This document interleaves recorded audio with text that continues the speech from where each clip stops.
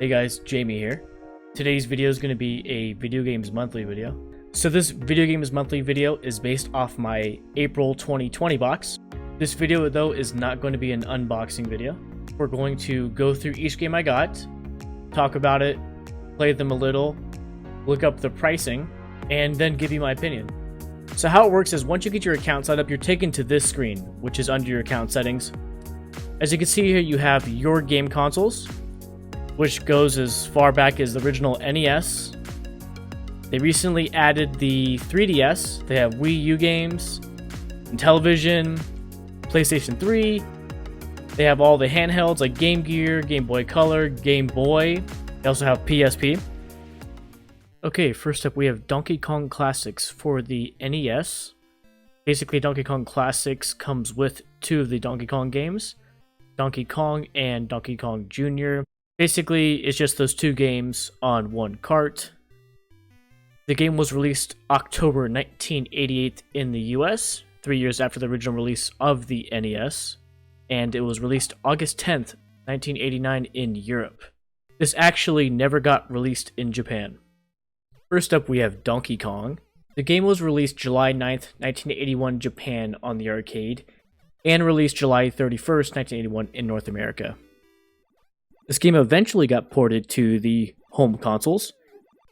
The game was ported to Nintendo's Family Computer Famicom console and was released in Japan on July 15th, 1983 as one of the system's 3 launch games. Next game we have is Donkey Kong Jr. Donkey Kong Jr. is the sequel to Donkey Kong. It was released first in Japan in 1982, then later released in North America and Europe. The premise of the game is very similar to the first Donkey Kong game, except this time the roles are reversed. Mario is now the villain and Donkey Kong Jr. is trying to rescue his father.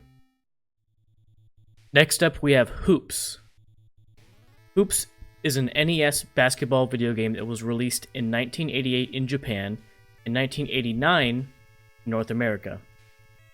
In Japan, the game is known as Moro Junior Basket 2-on-2, which is part of the Moro Sports Series.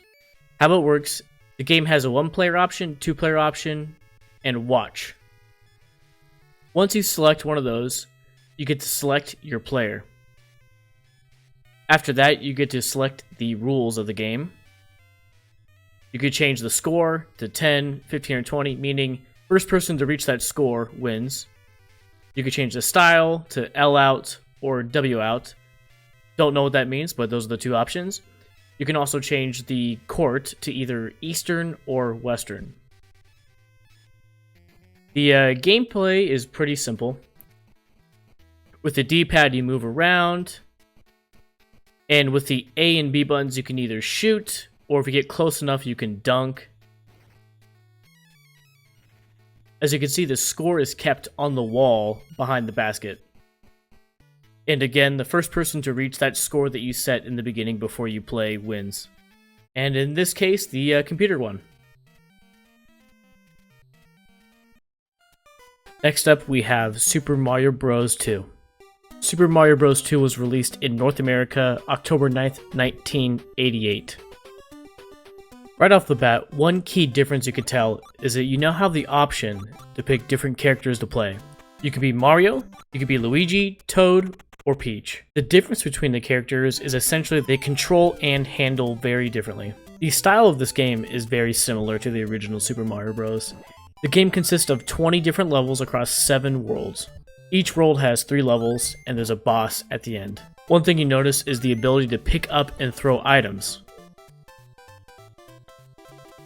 What a lot of people don't know is that the North American Super Mario Bros. 2 game is actually not the original Super Mario Bros. 2. The game that came to North America is actually based off the game Doki Doki Panic. Basically, what they did is they swapped textures from Doki Doki Panic and replaced them with Mario characters. Japan's Super Mario Bros. 2 sequel is a whole different story. Super Mario Bros. 2 in Japan came out in 1986. The Super Mario Bros. 2 that came out in Japan was essentially the same as the original. Long story short, Super Mario Bros. 2 that was going to be released in North America was going to be too hard for North American players to play, and that players would probably get too discouraged and not choose to finish the game. Eventually, the Super Mario Bros. 2 that was originally released in Japan came to America. They included the game in Super Mario All-Stars, and it was called Super Mario Bros. The Lost Levels. Okay, and last but not least is Ninja Gaiden for the NES. Ninja Gaiden was originally released in Japan December 9th, 1988, and in North America March 1989. Ninja Gaiden is a side-scrolling cinematic action platforming video game. Tecmo developed and published it for the Nintendo Entertainment System. Its development and release coincided with the beat-em-up arcade version of the same name. The controls are pretty straightforward too. You use the D-pad to navigate, and the buttons to either attack or jump. After this game, they went on to make various sequels on different platforms, on different consoles, different handhelds. The most recent Ninja Gaiden game to come out was Ninja Gaiden Z, which was released during the PS3 and Xbox 360 era in 2014. Now that we've seen the games, let's look up the pricing. Okay, so Donkey Kong Classics for the NES loose came to $14.69. Okay, next game was Hoops for the NES. That came to $2.25 loose. Third game was Super Mario Bros. 2 on the NES.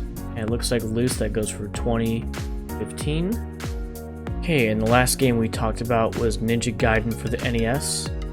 Loose goes for $10.41. So our total came to $47.50. If you noticed, I actually got 4 games, but I subscribed to the 3-up box, which is $34.99 and just comes with 3 games. So, a couple of things about that. So let's say that I didn't get the 4th game. We still would have made out pretty good, right? So let's just be generous and say the 4th game they gave us was Ninja Gaiden, which was about $10, $11, right? Take that off of the $47.50 and we're about $37, which still would have been more than what the subtotal is, $34.99. So, no matter what, we seem to have got a good deal for what we're paying for. So this is going to conclude our video. Thank you for watching. If you like this video, give it a thumbs up, leave a comment, make sure to turn on your notification settings so when I post a new video, you will see it. Make sure you guys are following on my social platforms like Twitch and Instagram. With the whole quarantine in place, I recently became an affiliate on Twitch, so I've been streaming a lot. On Twitch, I stream retro, current, PC, console, iOS games. I also stream brewing coffee. Current Twitch schedule is every night, 7 p.m. Pacific time. Come be a part of my Twitch community. I'd love to have you there. Come watch as I stream through playing all the games in my backlog. So with that being said, thanks for watching, guys, and I'll see you next time.